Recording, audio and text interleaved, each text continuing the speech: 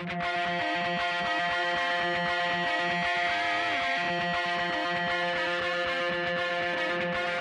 listening to the Roofing Success Podcast, a show created to inspire roofing contractors to achieve optimal success in their roofing businesses. I'm the host, Jim Moline, the co-author of the book, Internet Marketing for Roofing Contractors, How to Triple Your Sales and Turn Your Roofing Website into an Online Lead Generation Machine. I'm also the co-founder of Roofer Marketers, the digital marketing agency for the roofing industry. On each episode, I'll be sitting down with industry leaders to talk about their processes, the lessons they've learned, and how to find success in roofing.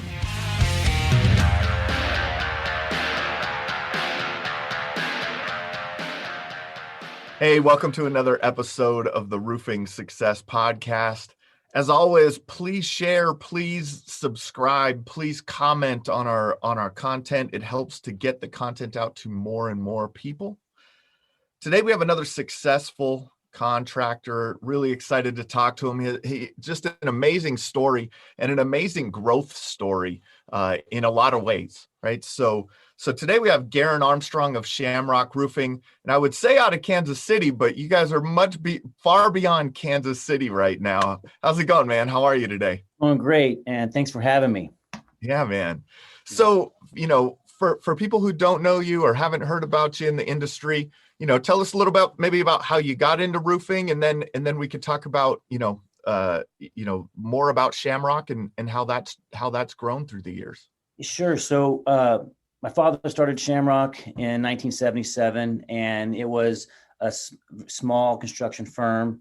And then after he passed away in 2016, I had pretty much, my mom asked me, what do you want to do? And I said, well, I'm going to take it over and I'm going to take it to the moon. I'm going to grow it. And so, and that's what I've done. And then shortly after, so then in 2016, I took it over, started building it. And at that point, it was me really focusing on the insurance restoration process. We do retail, a lot of retail work as well. And that's what I grew up doing is retail work. Didn't quite, back then insurance work was, really, it wasn't like it is today. In the 80s and 90s, it was completely different. And then so, swinging a hammer, working construction, doing that with my father, that's something you grow up, you're like, I don't want to do this anymore. I'm breaking my back. What am I, I don't do this for life. I want to sit behind a desk type thing. And so, I've done that. And so that's how I got to get an experience in internet marketing. And so we did that for a while. And then after then I got back into the construction, but more of a construction management aspect. And that's when I really learned the insurance restoration part of the side of things, because that had evolved significantly. And so, living in the Midwest, we always get storms. I mean, we live in Tornado Alley. We have, hail all the time. So it just really, it was meant to be. It just made sense. And so I had, at that point, we started growing with me and three guys. And then at that point, we were doing around 3 to 5 million a year, and which is good, not great.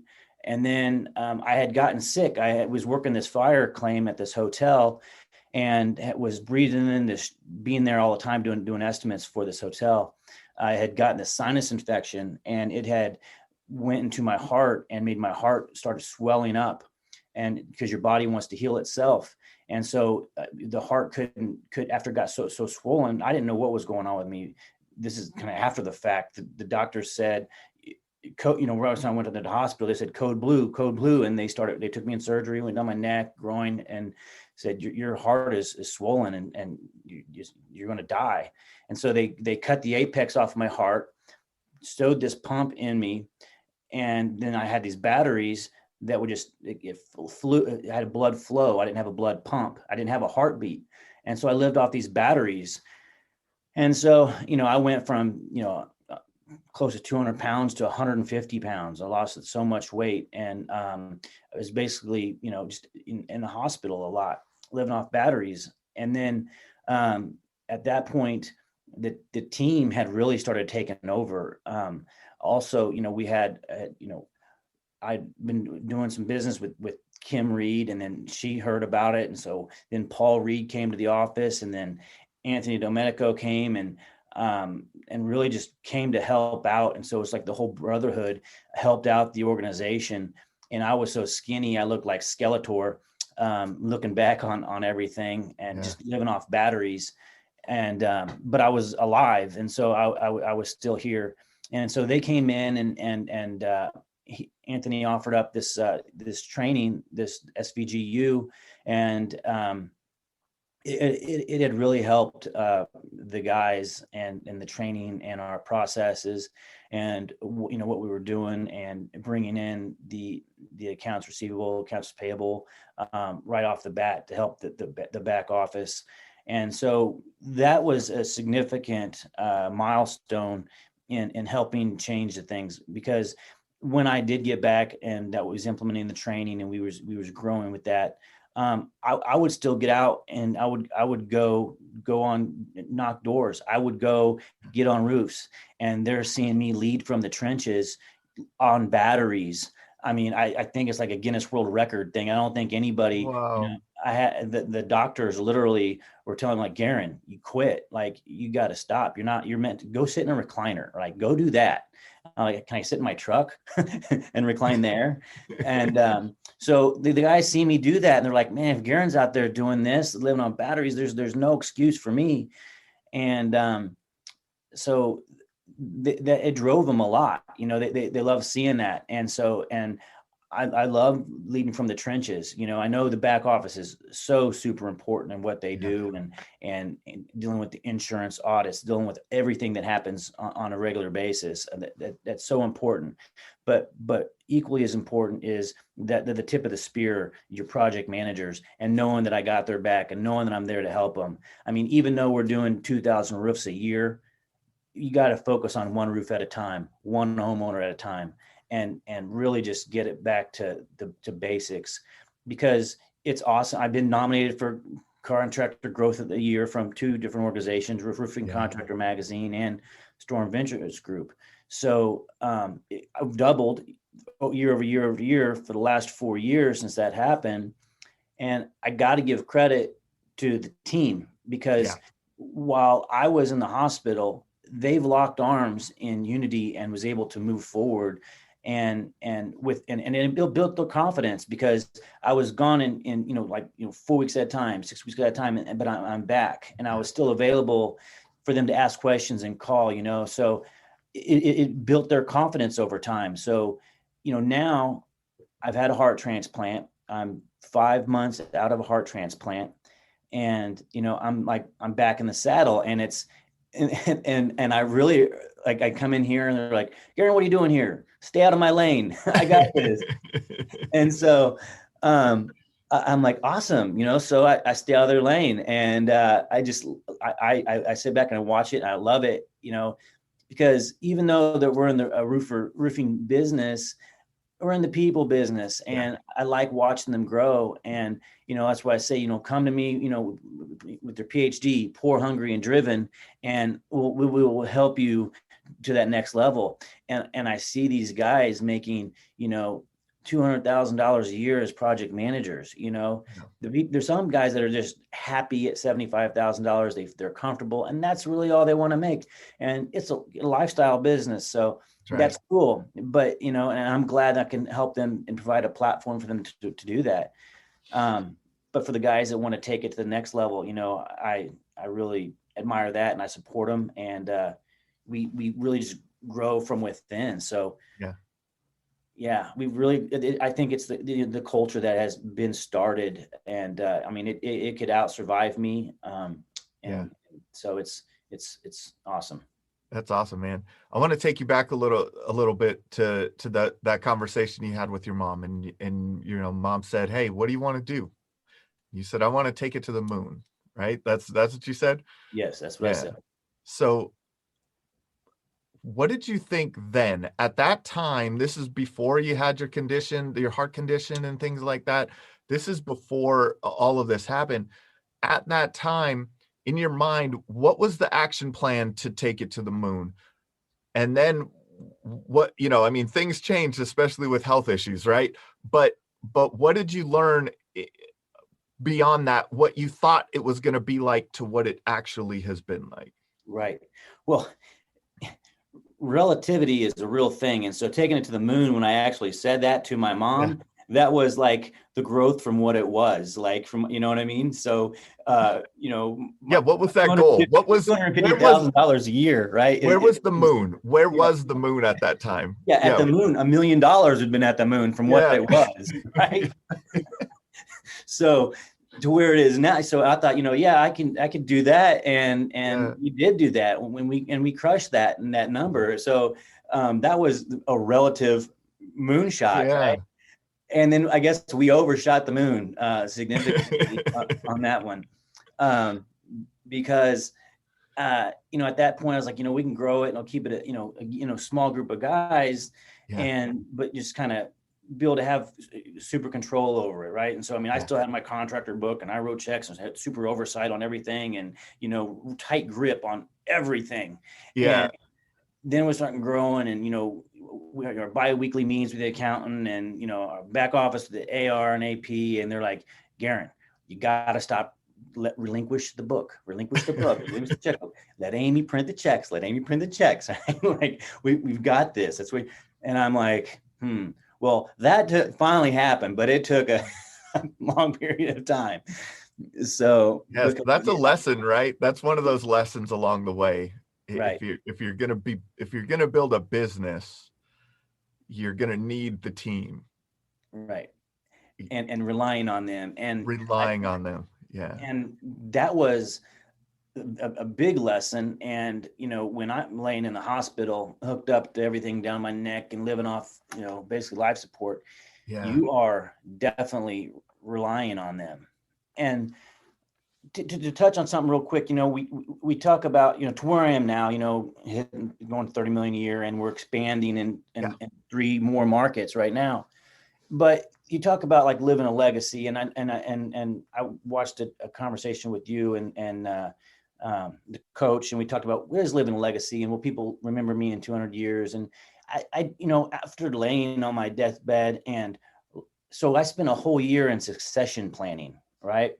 And I learned more about my business and move forward on succession planning and building a business without me in it. Right. Because I'm dead and gone. I'm preparing my burial. I'm preparing the business and all the things that are in there that are the nuances, the intricacies that happen and make everything go from building backwards. And there's a lot of things because I'm responsible for close to probably 1,000 people's lives to support their families and support them. And you think about that and you want their livelihoods to continue. And my key employees, they came in here, Garen, what happens if you die? And I said, well, everything's in place. Everything stays the same. And it's just someone else will be signing the checks. And so we had built it to where it's that way. So, when it's leaving a legacy, I don't think it's meaning to say here in 200 years, they're going to, be thinking of me, but it's going to say, but we built something that's bigger than me and it's going to last and it's going to be able to still support these 1,000 people that rely on me. And so I think that's, I think that's what it means, Yeah. And that, and man, that, near death experience had, I mean, people that go through cancer or things like this, they talk about how you look at life differently, right? And so, but the succession planning, that's something that most people don't have to go through, right? They just don't think about that. What steps of that process do you think would be beneficial just to to every contractor out there, what would be the, whether they're a $2 million company or a $15 million company, wherever they're at, just kind of the highlights there that were those big aha moments for you when you were doing that? I think everyone should do it, whether you're a $500,000 a year contractor or 30, however, because you learn so much in that process. You learn so much. I mean, my wealth management people, they gave me a book and it's called I'm Dead, Now What? And then literally you go through this book and it has these questions and you got to fill, and that's just for your personal life, your personal livelihood stuff, let alone a business with multiple moving parts. And so going through that is like building a business plan backwards and better, because you kind of know where you're at. And I guarantee you, if you even are a $500,000 contractor and you go through that process of succession planning, like I'm dead, now what? How do I do this, grow this? That $500,000 contractor will turn into $1 million, $2 million contractor, because of the steps they process, the things they start to think about that awaken, it's kind of in your mind. And that's why they call it awake. It wakes you up. And so it wakes you up, and it really makes you think about a lot of things and processes that are happening that you don't think that are happening. Yeah. So what were say 2 or 3 of those that stood out the most to you, and you're like, oh, these are the first ones we had to get in place, or something like that? Well, okay. So being able to duplicate several areas that I was doing, right? Yep. And so right off the bat, it was, you need to train this whatever person, this little segment of what you're doing. You need to train this other person on this segment of what you're doing. So it was adding to the plates of multiple different, people, really delegating. And I think I do a good job delegating, but I wasn't, I could have added more to their plates, a little bit more to their plates. Okay. And trust them more to do it. Like, you hired them in the first place to trust them. So trust them and delegate that out to be done. And so I think that was probably one of the biggest things, that I gleaned from it. Yeah. And that's the thing. There's a lot of things that, especially as you're growing, when you're that $1 million, $2 million, $3 million, even $5 million a year company, that those things are in your head, right? A lot of this stuff is in the owner's head, and as you're growing, you got to start moving that out of your head into other people's heads, right? And so, one of the things that happened that, when that was, I don't know how it was very impactful for you, is that you had no option to let the team take over at a certain point, right? Right. Speak to that a little bit in comparison to, all of a sudden it was like, hey, the team has to take over. Right. I mean, to be honest, it was a total God thing. It was a total God thing. And there's no other way to explain it. I mean, it went from me meeting with the accountants to not even relinquish my checkbook and being very controlling over everything to make sure everything was done and the homeowners are happy and all that stuff, to, okay, I got to relinquish the checkbook, to, holy smokes, I'm dying, and how's this going to happen? And so it was a total wake up call to me, about life, how I was living, about everything. And so, I really got to dig in and reflect on my life and this. And so, I was able to, I had no choice but to trust the team. And it was a blessing, because in that time, your team, half your team was like, oh, leader's gone. And some of them took off, and then half of them stepped up. And then some of them just kind of like lingered around, not knowing, looking around. But the people who stepped up, I mean, they showed their true colors. And right then I seen who was going to be the leaders in the organization. And once they stepped up, then we really had something, and the culture really took off, and it was built around that. Yeah. So, So yeah, that's interesting. There were people that were, oh man, Garen's not, he's not going to make it out of this. Like I got to find a new job, right? correct. That was some people's first reaction. And Yep. then other people's first reaction was, well, let's help him out. Let's continue this. Let's build this. Let's take over his responsibilities and get it through this for himself, for his family. And that, and I can imagine like the feeling that you get from seeing that, like that out of people, Yes, right? it was really rewarding, and it gives me goosebumps Yeah. to think about it still, and how proud I am at that point of being able to say that, hey, we built this team of people of that caliber, and I think that was also the next thing that gave me the trust in them to say, Mhm. I trust you. Here's the checkbook. Here's Yeah. the roles. Here's everything. So not everyone is going to be able to have that tipping point, right? Where they where it's like trust the team or not.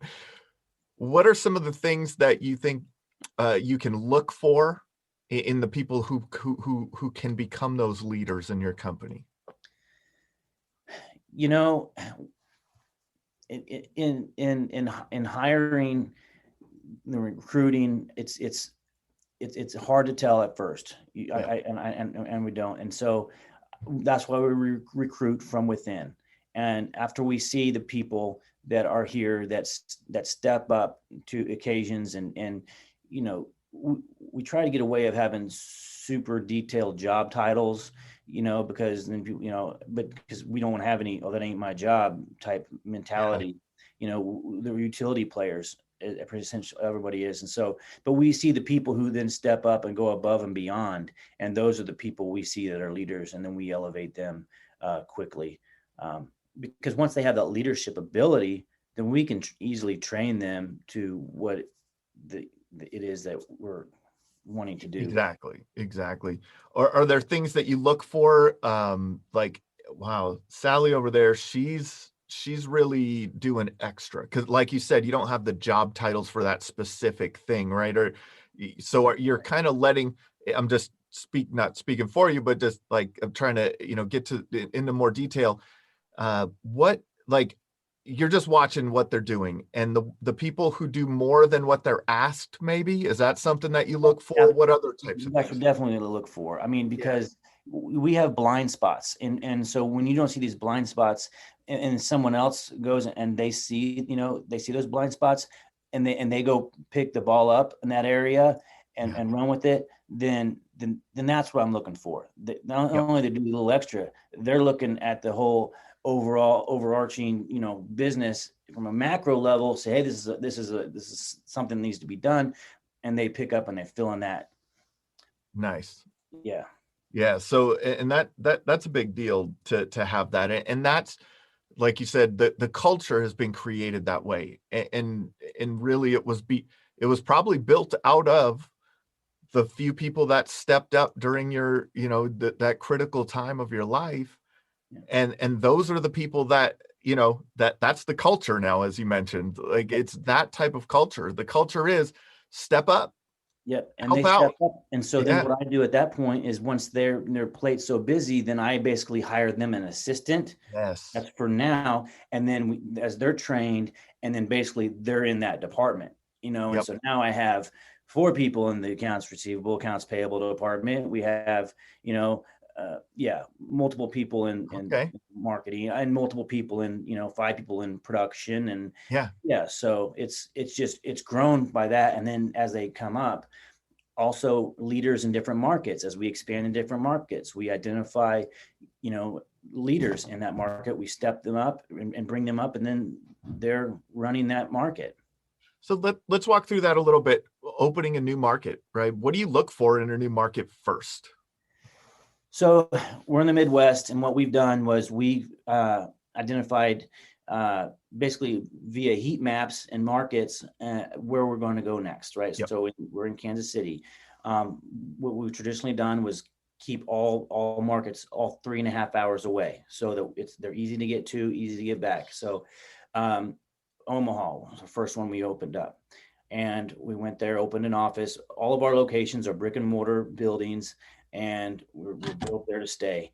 What we usually do before we go into a market is we already start internet marketing right then. We start marketing that area probably about a year before. We start just letting that marinate, start Okay. putting everything out there, letting the Google bots do their thing. And, Yeah. so we start marketing. And then after about a year, maybe we wait 9 months, but after that, about that time, 9 months to a year, we get the building, and then we're starting to hire. So we send our business development from here, him and his assistant, and they go into an office, and then we start recruiting. And we traditionally, preferably, like green beans, like new people that haven't been in the industry at all. And then we train them so that we can train them on the process, our systems, everything. So that, and then at that point, what we like to do, and I don't want to skip ahead too fast, but at that point, what we like to do is then get a field trainer or slash manager from that area. So since we're talking about Omaha, we've got a manager in Omaha who then, will hire a team of, about 10 people is what we like to get in each market. And then their training, and in my business development, he'll stay out there for, a good 6 months, making sure that manager understands the process. And plus, since we're only 3 hours away, he's coming to Kansas City, coming to the headquarters, and being able to see our process and meet everybody in the back office who he's on there. Because we use AccuLinks, it's CRM in the cloud, it's scalable, so we can expand with that. And so that people can work from their phones in their trucks. I mean, since there's no roofs in the office to be able to sell, they need to be out there anyway. So that's how we do it. So it's train the trainer, and then we do that, and then hire them, and then we groom them, and then once they're an identical image of our office here, but with guys from Omaha there. Yeah. Then that's how we open an office. That's interesting. And so with the sales trainer that you hire in the area, sales manager that you hire there, do you look for someone with experience in the industry there, or keep them have them a green bean too? We've done both. Okay. Usually in their background, they've got some sort of a leadership position. A lot of these were entrepreneurs already. Like, for example, the one in Omaha, he was previously a builder. Okay. And he had a vast understanding of the industry, of the building industry, not so much the insurance industry, but he learned that. So, but again, we do insurance and retail as well. Yep. So, and residential and commercial. So he was able to lead already. He's a solid guy, balanced. He's a God-fearing man with the family. So that's what I look for. Somebody stable, somebody who's trustworthy, somebody who's a leader, somebody who's willing to lead from the trenches, and that's what I look for. And then you keep all the back office stuff in headquarters. Yes. Nice. Because that's scalable from headquarters, right? That's awesome. That's great, man. That's great advice for people, and it's something that a lot of times, people go into other markets. Where I see a lot of contractors going into other markets is they end up there. A storm hits, and they end up there, but it's not built with purpose, and so it doesn't work out as well. Right. A lot of times I see that happen, and, having to pull back because they didn't have a process of building that additional location. Keeping it close enough to headquarters is another thing, going across country, if you're in Florida and Denver and Dallas and all, now all of a sudden that poses different challenges, right? Absolutely. Yeah. So we can handle the logistics of shingle shortages. So when we were in Des Moines, we had set up Des Moines, and then El Dorencho came through.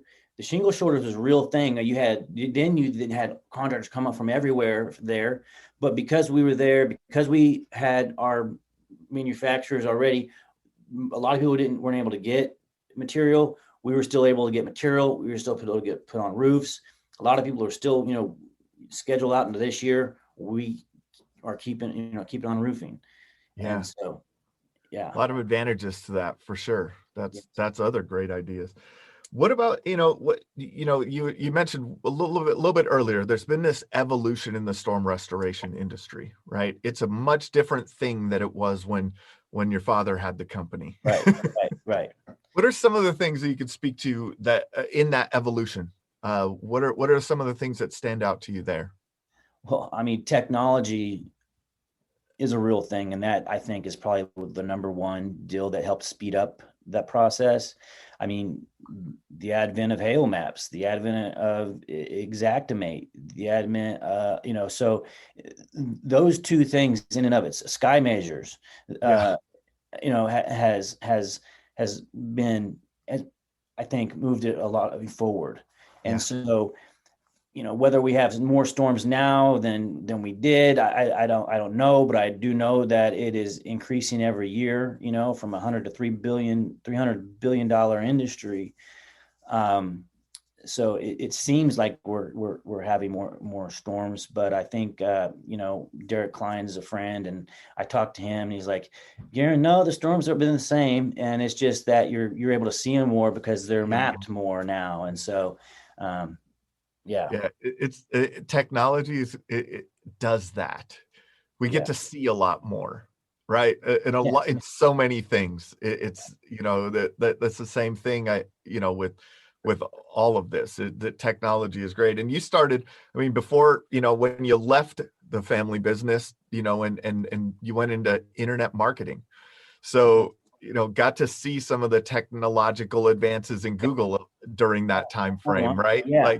So that started with the Warrior Forum before e-commerce was even around. You had to write their check, mail it to the Warrior Forum, and you're on there and you're learning, marketing from that level. Yeah, we were talking about that. I was on there back in the mid 2000s, early mid 2000s, all over the Warrior Forum. Yeah, and doing a lot of internet marketing stuff through there too. Yeah, so that has been an evolution in and of itself. And so, when that happened, building the website, I did that myself. I did the back internet marketing, everything, and setting up all the keywords and the campaigns and all of that good stuff. Using keyword tools and what's your competition doing, in this market, who is my competition online, and it's interesting to find out and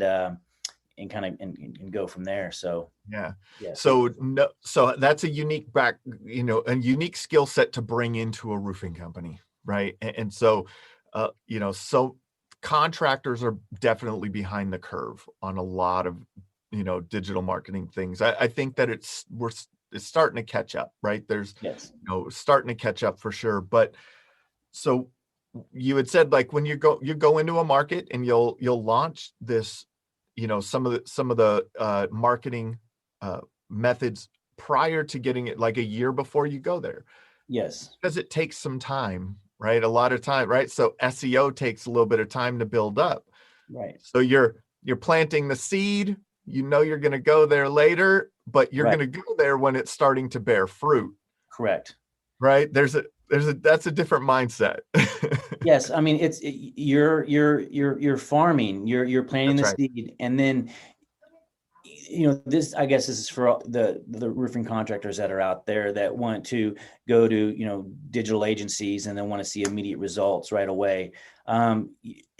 Don't get mad at your agency. Don't get mad at your team because you're not getting that immediate result. You're going to have to put money in, and you're going to have to wait, and you're going to have to take your time, and you're going to have to be there for the long run. You're going to have to, trust in the process.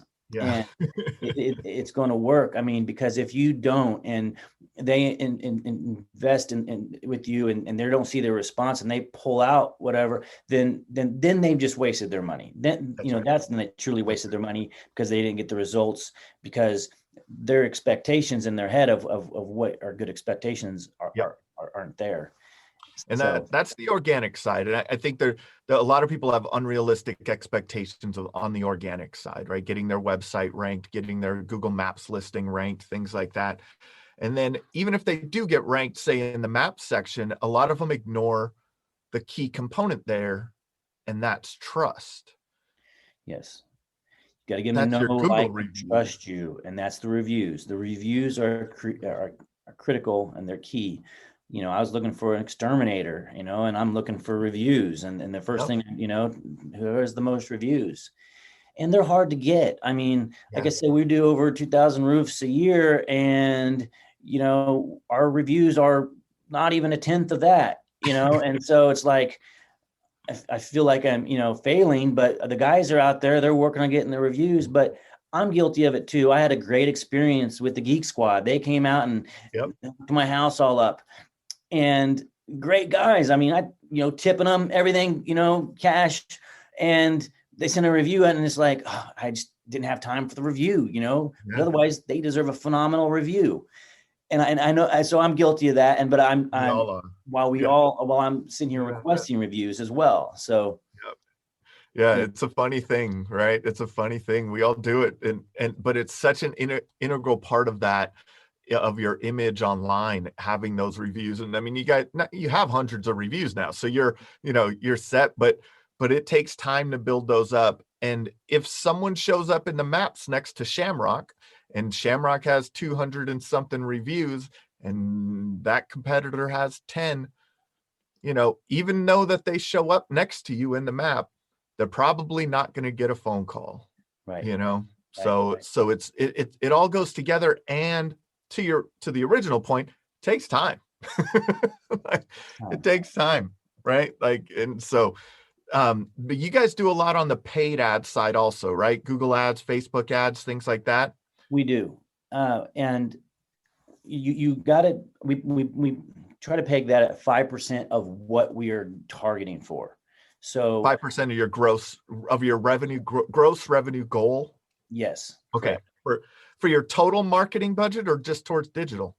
For the total marketing budget. Okay. So we run a lot of TV ads as well, but okay. And we give a roof away to a veteran. We're very, very, and for a first responder. Cool. And we support soccer teams, and we support, baseball teams, and we do all this in the communities that we're in. And we do that not from a marketing perspective. We do that as just a helping perspective. It's kind of as how all that started, because my dad was in the military, and so I kind of wanted to do that in honor of him. And, from that, there's been, quite a bit of exposure, but that's really what we wanted to start that with. And we give a lot of cars away to veterans and first responders. And I was doing that. I was on the board for the last 20 years of that. And so that's just part of, again, ingrained in the culture. And these guys get to come and see what we do for the community. It's you can't quantify the ROI on that, and it's too difficult. But sometimes you're out in the field and you'll hear it, and they're like, go with Shamrock. They help veterans of the community. But other than the whisper, it's hard to actually digitally quantify that. Digital has changed that, right? Has changed the way we look at ROI on your marketing spend, right? It really has. Now you can look in your Google Ads account, you could see the conversions that you receive, the cost per click, right.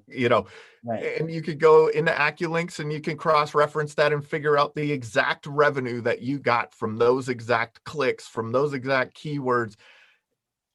But there's another part to marketing that you cannot overlook, and that is just being in your community. It's right. It's priceless. And what do you guys do for, I'm sure, you got a good branding on the trucks and different things like that, and everybody's branded up at the job sites, and right. Yeah. So we have all of our trucks are wrapped, and definitely everyone's branded. I mean, they're almost out of uniform if they show up in not Shamrock gear. Yeah. They're here, they're for a purpose, and you know what? They want to represent. They want to say, "Hey, I work for Shamrock. I'm proud to work for Shamrock." And so, that's exciting. And because we're on TV, because we're all over the place, they may not remember it or whatever. It's just there, but it's like, but we're in the neighborhood, and because we knock too, we knock. Yep. And so like, oh, it's Shamrock. If they're knocking on my door, there must be a reason. I mean, they're not just some fly by night company. So I must have damage, or I can be able to get, there's something going on. So they know it's just not anybody, and our guys are so busy. We're not here to waste our time either. So That's right. That's yeah. right. And that's that. Well, we refer to it, and it's omnipresence in your marketplace. It's having your perfect customer know who you are. Yes. Right. And so when your perfect customer knows who you are, they're the first, they're the one, you're the one that gets the phone call, or if they see you at their door, they already know you. There's a level of trust that was built already. That's different from what a lot of contractors look for in marketing. They're looking for that phone call that gets them a job today. Right. Instead of the big picture. And now you can't focus on that big picture, maybe when you're a $500,000 contractor, right? You don't have the, the ability, but I think you can start to put things in place at that time. Yes. Be part of the community, be part of your local church, be part of the local baseball team or soccer team, or right. You can start to build that over time. You don't have to do what you guys are doing and running commercials and, having, like the width of your marketing right now. So I kind of explain a lot of times I explain Facebook as the television of today. It's just where people's eyeballs are. What are your thoughts on that? I agree. From a broadcast standpoint, we have a big budget, we spend on broadcast, but the ROI honestly isn't there for broadcast. And the ROI is on the Facebook, and because they've got to have a reason to look you up on Google. They don't just go to Google and say, okay, Google, show me something. They have a reason to go there. And so a lot of the times it's, okay, well, I've seen this roof. Maybe we're geo-targeting an area that a storm just hit. And so they're able to see it. And then either they click on it, or they go to Google and then they say top roofers in this area, or roofers in the, near me, or whatever the case is. And then you're popping up. So it is definitely a driver. If you can capture it right through Facebook, then great. But if not, it is the TV. They see it and they're going to Google and typing it up, and then it's brand awareness for sure. Yes. That's an aspect that's overlooked. Everyone looks for the lead gen on Facebook a lot of times, or a lot, and it's understandable. You want to make your marketing dollars work for you, right? Like there's it's definitely understandable, but there's that brand awareness aspect. They see you on Facebook a bunch of times because a storm hit their area, so you're geo-targeting that area, and then maybe they search for you on Google and you show up there too, and they go, oh, they put the dots start connecting. Then they see the truck drive through the neighborhood, and then they see the sign in their neighbor's yard, and it all builds on itself. And that's how you get to where you guys got to, man. Like, but it takes time. You guys, this was your father's business many, many years ago. How many years has Shamrock been in business? So 43, 44 years. Yeah. And, really, we're just now hitting escape velocity. That's right. To where it's growing again without me, essentially. So, it's a God thing, and I'm kind of stewarding it. If they have a question, they'll come to me, but I'm just, keeping the speed wobble to a minimum. There you go.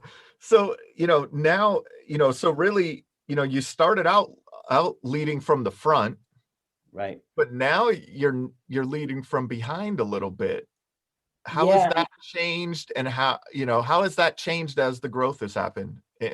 So I think everybody grows into a new position, It's like everyone's growing into new positions, and I'm growing into new positions. And so everyone's kind of business acumen changes.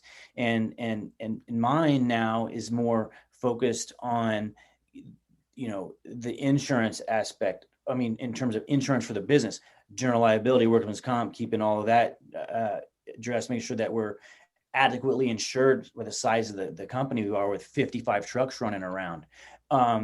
Making sure, and the finance area, more of the CFO, if you will, to where you're making sure that your lines of credit with your supply houses are expanding and large enough for you, making sure your lines of credit are all good, so that you pay everybody on Friday. A lot of times our checks that we receive from the project managers, homeowners, haven't even cleared the bank yet I'm still paying them on Friday. And so I'm more of looking at forecasts and numbers and QuickBooks, dealing with accountants and bankers, and keeping all of that moving forward. So that's more of a role that I deal with now. And in our production, I mean, they're dealing with making sure that, we have enough OSB. So we bought 4,500 sheets at the beginning of the year at, $20 a sheet, which was unheard of that time. So and you're now, the guy that drove the prices up. I see. and now it's like $60 a sheet. Yeah. But if you can get it. And so thankfully we had the forecasting to see what was going on. And believe me, when I'm like writing a check for that much money at that price, it wasn't comfortable, especially when you used to buying it for $12 a sheet. And so, but now you look back at it and you're like, well, shoot, I guess that was a good decision. Yeah. Yeah. And, and preparing for the shingles. And so when we got a glimpse into that, I was during El Derecho in Iowa during that storm, the shortage of shingles. We didn't have that issue, but it is a real thing. And since we've seen that issue during, the slow months, the winter months, we were just buying as many semis we could of shingles and storing them, so that when something like that happens again, we are prepared so that we can keep on roofing. And that, I had a question. I did a webinar the other day, and someone had that question about with the material shortage, what do we do? And they were a smaller contractor, and I know you guys. I mean, you guys are what? GAF Master Elite, Owens Corning Platinum Preferred, Malarkey certified, certainty. So what, do you, this is my conversation with them was that, that's an advantage there. Sometimes you may have to be, looking at other manufacturers. You may have to be, doing what you need to do to get those roofs on those houses. It sucks when someone's looking for a specific color, and it's just not available, but you got to sell that to the homeowner and explain that, and let them know, what's available. And the manufacturers, have really cut back on a lot of luxury shingles, and just to be able to get and they've cut back on a lot of different colors. So, I mean, you're really looking at weatherwood or driftwood and, and black. So, that's what, we basically stocked up on. So building the relationships with your suppliers, you're going to have a couple of backups on that, and manufacturers, and even your manufacturers will say, this year it's going to be crazy. So you better have a couple supply houses ready to go. I know you mainly use, a couple, one or two, but you need to have them ready to go. And so we do. So, the suppliers understand it, and they get it, and the manufacturers, they understand. And, so I was, talking with my Owens Corning rep. He's an awesome guy. He's like, Garen, I get it. You obviously, I want you to sell as much as you can, but, you got to do what you got to do, and I got guys up in Lincoln and Omaha. I mean, they bleed Owens Corning, but they, I'm like, guys, you're going to have to be able to sell something else, so that you can take care of your homeowners. That's right. Yeah. Take care to keep keep business going. And it, you know, it's tough. It's unprecedented times, right? But what you guys did and what you had to do, and this is, what is it? Mo money, mo problems, right? Like you guys are in a different stage of business now where you had to you took the time to step back and say, okay, we're going to put on X amount of roofs, X thousand amount of roofs this year. Right. And so how are we going to position ourselves in that way? Those are high level problems, but those are difficult. It's more difficult for the $2 million a year guy to do. What advice could you give that person or when do you have the ability to start, thinking about those things? At 2 million, you aren't really thinking about those types of things. You're thinking about selling the next roof and sell. But I think the best thing you can do at that point is get your orders into your supply house as fast as possible to lock in the prices, because, we're getting price increases every, so fast. And so if you have a job, or you're getting, of a job, get that in there as soon as possible. Lock in your your prices to the supply house, because, just to buy, 10 semis of shingles. I mean, you're talking about warehouses, you're talking about fencing, you're talking about video surveillance, you're talking about a lot of things, trucks, logistics. That's a whole nother thing. And so to step it back, to be able to still lock in your prices, get your orders in. That's why I tell the guys, get your orders in, get them fast, because they're bumping up 7 to 10% at a time. So when you're at 2 million, that's a lot of money to be able to save. Yeah. Definitely. Yeah. Well, cool, man. I like to ask this question of every successful contractor, and that is, you've been through it now. Like it's been, you've been through it from a lot of angles, and you've found this, a great amount of success. What is the greatest insight that you could share with our audience that you feel has helped you find success in your roofing business? Taking care of your homeowners first. You got to get back to the basics, and it's doing one roof at a time and taking care of that homeowner and making them happy. Taking care of that homeowner and making them happy. When they call, answer the phone. If there's a problem, be right there to fix it as soon as possible. Don't avoid it. The longer you avoid it, the bigger that problem is going to get.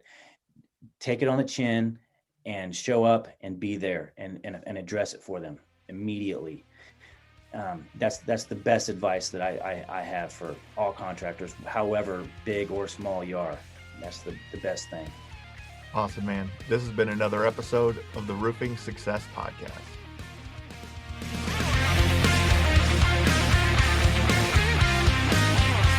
If you would like to generate more sales through your digital marketing efforts, please visit roofermarketers.com and get a copy of the book, Internet Marketing for Roofing Contractors: How to Triple Your Sales and Turn Your Roofing Website into an Online Lead Generation Machine. Also, check the training section of the website for guides on everything from running effective pay-per-click ads to how to properly set up your Google My Business listing. This has been another episode of the Roofing Success Podcast. Thanks for listening.